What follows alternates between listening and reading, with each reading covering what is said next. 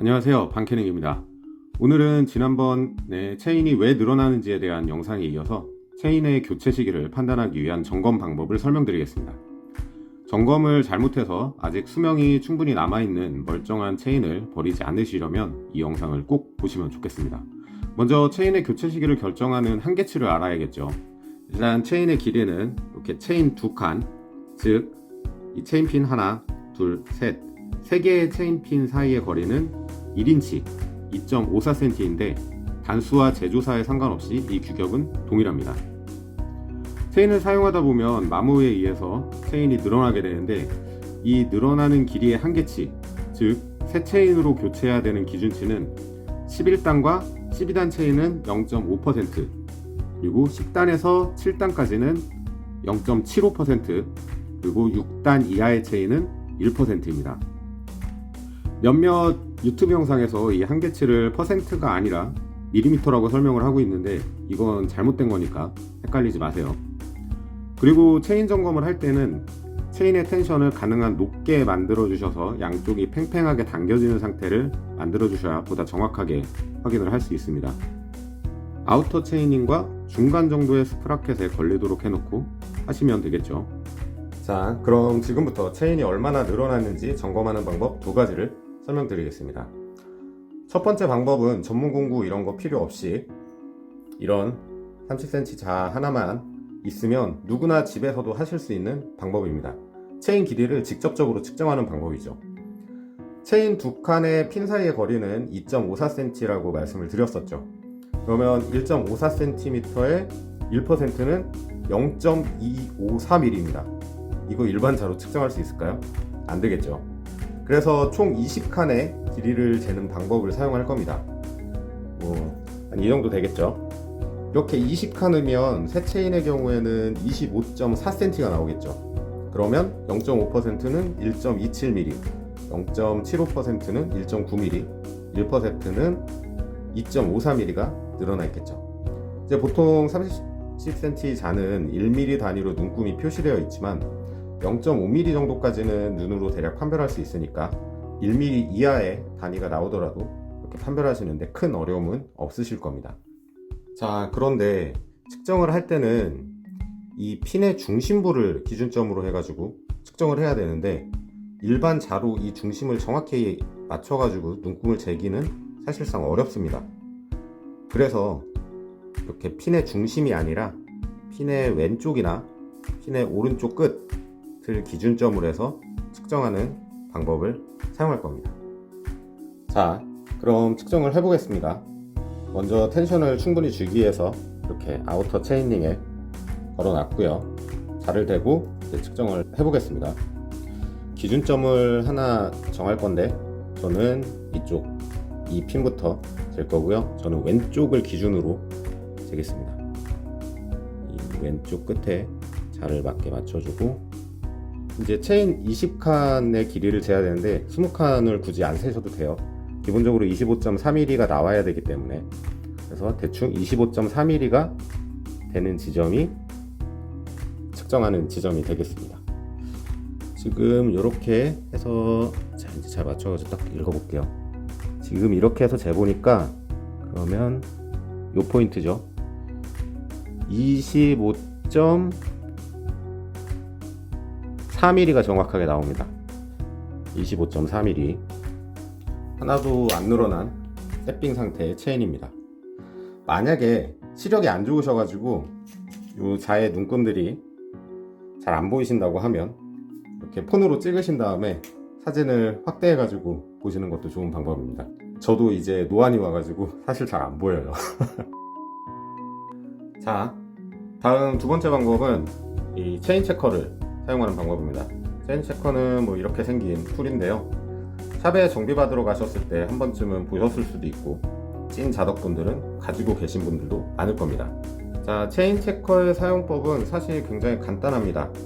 이렇게 곡면으로 된 부분이 있고요. 그리고 이쪽에 뾰족하게 된 부분이 있죠. 이 곡면으로 된 부분을 적당히 이제 롤러 부위에 체인에 걸어주신 다음에 이 뾰족한 부분을 그냥 체인에 이렇게 얹어주시면 됩니다. 간단하죠? 이 제가 가지고 있는 이 체커의 경우에는 뭐 여기에도 써 있지만 여기 표시되어 있는 거 보이시나요? 0.5% 이하에서는 아예 안에 안 들어가고 한 요 정도 걸리게 되겠죠. 그리고 0.5%에서 1%까지는 이렇게 중간에 홈이 있습니다. 잘 보이시나요? 약간 단차가 있죠. 그래서 이 중간 홈에 걸리게 되고, 그리고 만약에 1% 이상 늘어났다 그러면 아예 이렇게 쑥 들어가게 됩니다. 그런 제품인데, 이거는 아이스툴즈라는 대만의 자전거 공구 전문 업체 제품인데, 형태는 조금씩 다르지만 대부분의 체인 체커들이 같은 원리로 체인이 늘어난 정도를 측정하죠. 자, 지금부터가 이번 영상의 핵심이니까 꼭 집중하셔가지고 봐주시기 바랍니다. 이렇게 체인에 거는 부분이 2개인 거를 2점씩이라고 하고, 3군데에 거는 방식을 3점씩이라고 하는데요. 이 방식의 차이에 대해서는 조금 이따가 다시 설명을 드릴게요. 그런데 이 2점씩 체커는 정말 간편한 대신 치명적인 문제점이 있습니다. 바로 실제 체인이 늘어난 정도보다 더 과도하게 늘어났다고 측정이 될 수 있다는 점입니다. 황당하죠? 이게 왜 그러냐면 바로 이 체인 롤러의 유격 때문입니다. 이거 주행거리 진짜 짧은 거의 새 체인을 분해를 한 건데요. 당연히 마모는 거의 없겠죠. 그런데 보시면 이 롤러가 여기 딱 끼워졌을 때 안 움직이는 게 아닙니다. 유격이 있습니다. 보세요. 제가 움직여 볼게요. 좌우로 움직이는 거 보이시죠? 이 어느 정도의 유격이 있는데, 이 롤러의 역할이 이렇게 뺑그르르 돌아가는 게 아니라 체인이 톱니에 물릴 때 이탈과 진입을 보다 부드럽게 하고, 체인이 한계치 이내에서 어느 정도 늘어나더라도 톱니 사이에 체인이 딱 맞게 안착될 수 있도록 해주는 역할이기 때문에 기본적으로 유격을 주어서 만들어진 겁니다. 자, 이건 제가 체인 윤활 영상에서 자세히 설명을 드린 게 있으니까 혹시 궁금하신 분은 그 체인 윤활 영상 참고하시면 되겠습니다. 이 롤러의 유격이 왜 체인 체커의 측정값에 오류를 일으키냐면, 보시면 여기 롤러에 거는 부분은 이 롤러를 오른쪽으로 밀고 있겠죠. 그런데 이 측정부가 닿는 부분은 얘가 롤러를 왼쪽으로 밀고 있습니다. 서로 반대쪽으로 밀고 있는 거죠. 그러면 아까 이 롤러에 유격이 있다고 했습니다. 그럼 이 롤러의 유격만큼 체인 길이가 늘어난 것처럼 측정이 된다는 오류가 발생을 하는 거죠. 물론 체인 체커를 설계를 할 때 이 롤러의 유격까지 고려해서 제작을 하지 않았을까 싶지만, 제가 지금까지 수많은 자전거를 정비하면서 이 체커를 이용해서 체인 상태를 점검했을 때는 실제로 늘어난 것보다 더 많이 늘어난 것으로 측정이 되었던 경험이 아주 많습니다. 대부분의 체인들이 그랬었어요. 그래서 혹시 이 제품이 불량일까 싶어가지고 제가 이제 자주 다니는 샵을 놀러 갔을 때 그 매장에서 쓰고 있던 다른 2점씩 체커로 해봤더니 똑같더라고요. 이게 불량은 아니라는 거죠. 자, 이 롤러의 유격이 크게 설계된 체인일수록 그 오류값이 커지는데요. 심지어는 방금 포장 뜯은 새 체인인데도 0.5% 칸이 쑥 들어가는 경우도 있었어요. 황당하죠? 자, 그럼 이 2점씩 체인 체커를 사용해서 점검을 할 때 정확한 측정값이 나오게 하려면 어떻게 해야 할까요? 정말 간단합니다. 롤러를 거는 부위와 측정부가 모두 같은 방향으로 롤러를 밀게 만들어주면 됩니다. 얇은 막대나 드라이버를 사용해서 이쪽 롤러를 밀어주거나 이쪽 롤러를 밀어주게 되면 되겠죠. 그렇게 하면 실제 값하고 일치하는 측정값을 낼 수 있습니다. 이때 주의할 점은 이 체인이 양쪽으로 당겨지고 있는 텐션이 있는데, 이거에 영향을 줄 정도로 이렇게 막 세게 미시면 안 돼요. 세게 미시면 안 되고, 이 롤러가 이 체인 체커에 밀리지 않을 정도, 그리고 체인이 움직이지 않을 정도의 최소한의 힘으로 살짝 밀어주셔야 한다는 점입니다. 자, 그럼 실제로 한번 해볼까요? 아까 자로 쟀을 때 결과 기억하시죠? 하나도 안 늘어났었습니다, 이 체인은. 그런데 지금 그냥 걸었을 때는 여기 보세요. 중간에 한번 굴곡진 부분이 있죠? 여기에 걸리게 되면 0.5%가 늘어난 겁니다. 0.5% 이상이 늘어난 거죠. 근데 지금 그냥 자연스럽게 놓으면 거기까지 쑥 들어갑니다. 실제보다 많이 마모돼서 늘어났다고 측정이 되는 거예요. 이것만 보면 체인 수명 다 됐다고 이제 새 체인으로 바꿔야 될 텐데, 그렇게 되면 그냥 호구되는 거죠. 자, 그럼 여기서 제가 이쪽 롤러를 밀어 볼게요. 롤러가 밀리지 않을 정도로만 살짝 밀어줬습니다. 그러고서 얘를 내리면 안 들어가는 거 보이시죠? 자, 반대쪽도 해볼까요? 살짝 들어주고 뒤에서 밀면서 내려주면 여기 아까 굴곡진 부분이 위에 나와 있죠. 네, 똑같습니다. 어느 쪽을 밀어주셔도 상관없어요.